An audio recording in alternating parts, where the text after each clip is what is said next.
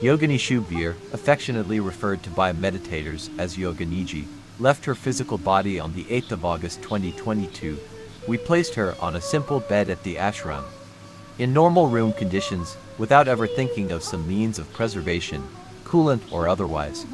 We were convinced her body would not show any signs of decay, any odor, etc. The days would dawn, nights would come.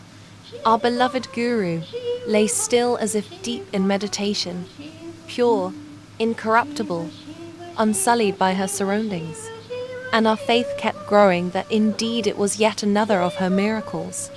Meanwhile, the media, having got wind of this unique occurrence, reported it in their news bulletin on Sunday the 14th of August, 2022.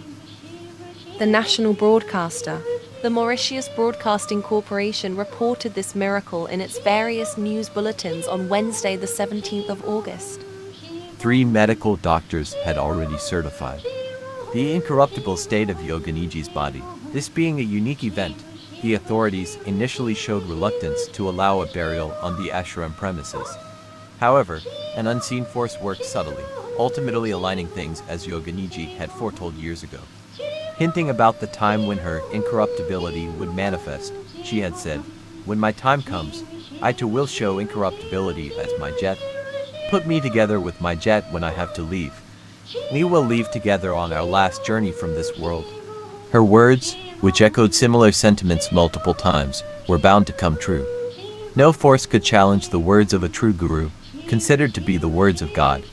Modern-day disruptors tried their best to deter us, but as true soldiers of our guru, we persevered until the guru's victory was achieved. The inspirational quote from Swami Vivekananda, one of Yoginiji's favorites, kept us going. "Arise, awake, and stop not till the goal is reached." The next 20 days to their new moon proved supportive to everyone. Each was able to come to terms with the fact that soon we would be bereft of the vision of the most treasured beings in our lives. We did not have the luxury of conventional mourning. Authorities repeatedly rejected our request to fulfill our Guru's wish to be placed in the Mahasamadhi temple of the ashram, found in a residential area. But with faith in our Guru's words, we kept the fight and would emerge victorious. Finally, after an independent investigation, the authorities were compelled to give special permission to have our Guru buried on the ashram premises, together with her pet Jet, who had created another miracle some 28 years back, and whose body had remained intact to date. Thus, Jet and Yoginiji will remain eternally at their ashram. The Lord Veer SIDDHA ashram is unique in the world for the presence of the intact bodies of 2 realized beings, one human and the other in animal garb. The local police authorities certified that Yogini's body was still lying intact at the ashram, 20 days after her demise. Finally, the grand day dawned. A day as great for our gurus as the depth of our sadness at their final parting from our midst. On the 27th of August 2022, we were graced with a unique privilege, which few in this world ever have had, the Mahasamadhi of two realized beings. One in animal garb and the other in human form. When humans die, their body has to be burnt, buried, or otherwise to send its components back to the elements. The Guru, having been burnt in the fire of knowledge, doesn't need this ritual. In Hinduism, their bodies, full of divine energy Shakti, are preserved by burial. Their passing away is termed Mahasamadhi, the great exit of a realized Guru. Finally, on the 20th day after her shedding her physical body, with the rising new moon, placing Jet in her arms as per her wishes, we sent both on their final journey to eternity. Is it our imagination, or are we really seeing Yoginiji tightly embracing her beloved Jet after such a long, long wait?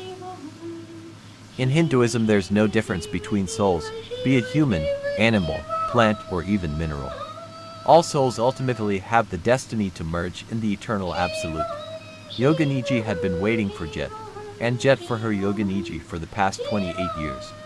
Plunged in fluid because of sanitary laws, which had in 1994 not wanted to fully understand her miracle, Jet refused to absorb a single drop of that liquid. Yet another miracle, some would declare, against all natural scientific laws. Gently removing Jet from the aquarium, we washed away any remnants of the solution.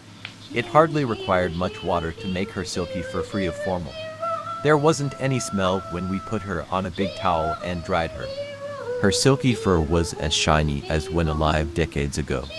Hardly any wear and tear all the 28 years immersed in a liquid. Normally, any organic substance should absorb any liquid it is immersed in and swell up within days. Yet another miracle, we are tempted to affirm. Even 20 days after passing away, Yoginiji's body was soft and flexible. Without any difficulty whatsoever, we folded her knees and legs into a meditation posture. We got immense pleasure when we placed Jet on Yoginiji's already folded legs into her lap. Finally, after long decades that could be together as one. A sight so sublime, it brought tears to everyone's eyes. So spiritually perfect, the reunion of two beings who share a single soul. Happiness tinged with extreme heart-wrenching sadness. Even the toughest hearts could not be unaffected by the poignancy of the moment.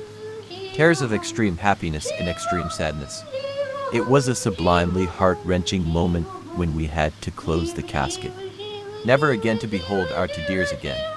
Their only sight would be in dreams or to be graced by their vision during meditation.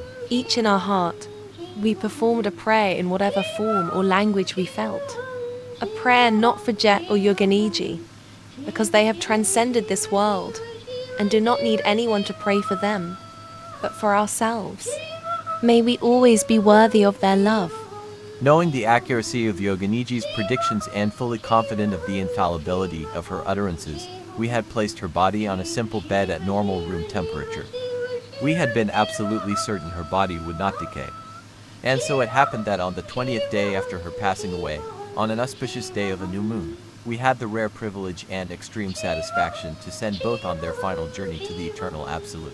We felt eternally blessed to have been able to offer our gurus the resting place of their choice. After many drizzly days, at the time of our ceremony the weather cleared. The sun, Surya, who is Yoginiji's guru, appeared in all his splendor, coming to bless a favorite disciple. A light breeze was blowing all along. All the elements were in abeyance to further enhance the miracle. Time had stopped still, wanting to savor these ethereal moments. The physical embrace of Yoginiji and Jet after 28 years.